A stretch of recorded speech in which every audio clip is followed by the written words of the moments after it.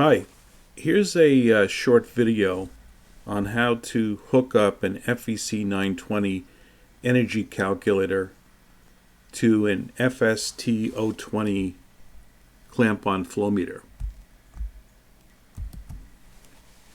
The FEC920 energy calculator can hook up to several different types of flow meters, but we'll just concentrate on the FST020 clamp-on ultrasonic.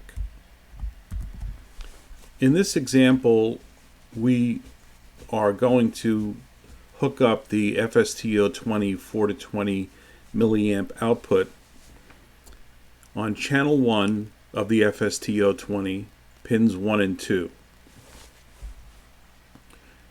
The output of the FST020 is passive, which means that the FEC920 will be doing the powering of this loop. And here's an example of channel 1 of the FEC920, which has its landing points as pins 15 and 16, wired to pins 1 and 2 of channel 1 of the FST020. Had you used channel 2 of the FEC920, then the pins would be 13 and 14 instead. The FST020 only has one 4 to 20 milliamp output, and it's always going to use pins 1 and 2 from its channel 1. Here are all the terminals that require wiring on the FEC920.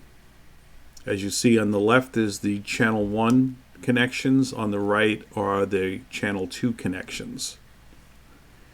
So now that we have the flow meter landed for channel 1 on pins 15 and 16, we have to do the temperature transmitter.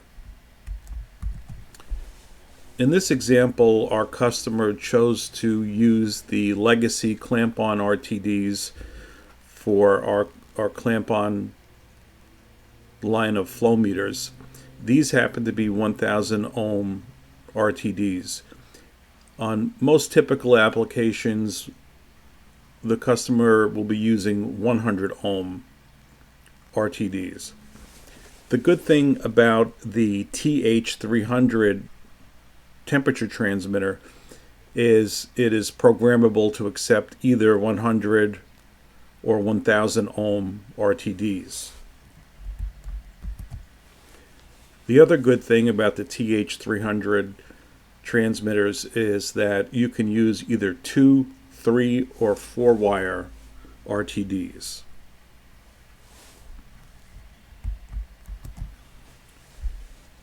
To hook up the supply or feed temperature into the FEC920 from the TH300, you're going to want to hook the plus terminal, pin 1 of TH300, to pin 4 of the FEC920.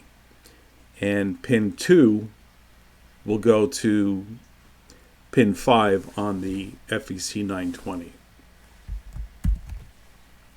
For the return side, it's 1 to 1 and 2 to 2.